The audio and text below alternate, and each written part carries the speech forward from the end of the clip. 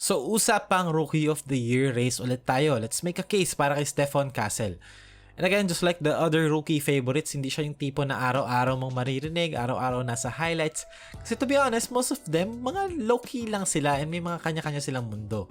Maybe it's because na yung draft kasi to medyo mediocre, but still, diba, kailangan natin pumili ng winner. Si Stephon Castle, rookie guard siya para sa Spurs. For a guard, he's lengthy, matangkad, tsaka athletic, and halos buong season kasi consistent part siya ng rotation. Though hindi siya big scorer talaga, like consistent lang siya, pero halata mo agad na yung feel for the game niya andon. In terms of vibes, naalala ko sa kanya si Markelle Fultz. Okay, hear me out. Alam mo yung vibes kasi na kapag hawak niya yung bola and his playmaking with it, especially sa transition, yung parang siya yung in control despite doing some stuff na medyo borderline risky, borderline too fast, ganon. Pero kitang-kita mo na andun yung skill, at the same time andun din yung athleticism, yung combination ng dalawa na parang, you know, onting time pa kahit na, you know, hindi ka ganun ka-shooter, onting time pa, onting feel for the game pa, parang meron tayong something dito sa player na to. So, ganun tipong vibes. So far, after 68 games, as of recording this video, he averaged 14.3 points, 3.4 rebounds, and 3.8 assists in 24.8 minutes per game. Not bad, di ba? Off the bench pa yan for almost kalahati ng mga laro niya this season. In terms of shooting efficiency though, yung field goal percentage na 42.5%, which is fine. Pero sa tres kasi ito na, 28.4% lang. Way below league average pa as of right now. Pero gets ko naman kasi na hindi talaga yun yung laro niya. Hindi talaga siya shooter. More on drive, slash, and playmake talaga yung laro niya.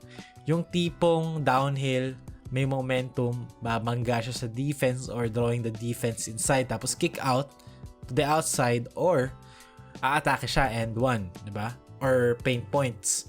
Ganun talaga yung laro niya right now, especially being 6'6". Pero ito, siguro, legit concern in my opinion. Concern ko lang sa game niya is yung ability niya to play from the outside. Medium to 17 feet hanggang sa 3-point line. Basically, mid-range. He shot 22.9%. Marami magsasabi, irrelevant naman ang mid-range. I don't think so.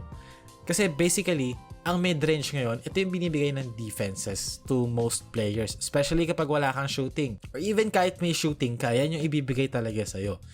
And as a 6'6 guard, parang, you know, athletic ka, 6'6 ka, taller ka than most guards, parang binibigay na sa'yo yung recipe to be, you know, a deadly mid-range player. Kahit na hindi na yung mga fancy pull-ups, kahit siguro yung mga basic na lang na off the dribble shots or floaters na medyo malayo-layo ng onte, around 16 to 17 feet. That's kind of an area na hindi ganong nababantayan or yun talaga yung nakadesign na ibigay sa'yo.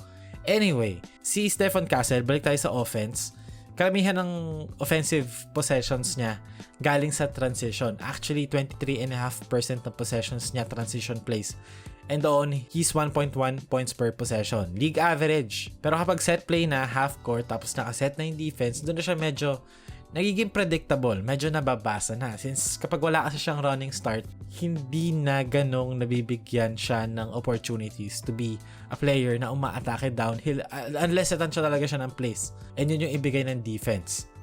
And as a rookie, kahit na na-mention ko na yung weakness, as a rookie, you really look at the stuff na he's already good at. And hopefully, di ba, mapolish yung mga yon para maging go-to move or maging specialty niya as a player. Maging identity niya, basically. Kasi, alam mo yun, kahit na gusto natin ding i-point out yung mga hindi pa kayang gawin ngayon, kung ano yung kayang gawin nila ngayon, pwede pa nila yung i-develop further. Di ba? To be one of their best assets or best go-to skill. Una, sa lahat, yung size niya na na-mention na natin. Guard siya pero he's sized like a wing. So, kanina offense, punta naman tayo sa defense. Yung 6'6 ka na mahaba, galamay, athletic, that means very versatile, very switchable. Kaya dumepensa, 1 to 3, minsan kahit 4, though doon na nagsisimulang magkaroon ng disadvantage, pero still, defending positions 1 to 3. Plus, meron naman kasi talaga siyang effort sa depensa. He prides himself sa defense. It is really one of his best assets, if not the best. So the fact na defensively, hindi siya negative, despite not being able to shoot consistently, ipapasok mo pa rin siya sa loob ng court. Kasi his defense alone generates misses Therefore, more opportunities for them to attack and transition. Therefore, giving Stephon Castle more opportunities to attack downhill, which is yun yung skill and yung laro niya right now. Pero ayun, Rookie of the Year material ba si Stephon Castle para sa'yo? Depende kasi yan kung anong criteria mo eh. Gusto mo ba ng flashy scorer? Di ba na merong upside? Siya yun. May bibigay niya yun. And kung titingnan mo yung impact, yung value niya sa team, despite yung Spurs hindi naman nagko-compete talaga right now, but you can see the upside, you can see the potential. And ang kalaban naman niya si Zachary Risache, potential din naman talaga yung ano. And in terms of numbers, onti lang naman yung angat ni Stephon Castle. So hindi pa natin alam right now saan masusway yung boto or yung decision regarding the award. Pero I feel like si Stephon Castle meron siyang slight edge kasi kung numbers lang din naman ng batayan, lamang naman siya kay Zachary. Pero let's see, di ba? Hindi natin alam. Hindi natin masabi. Kasi is averaging almost 4 rebounds, 4 assists as well rin kasi. And the most points as a rookie.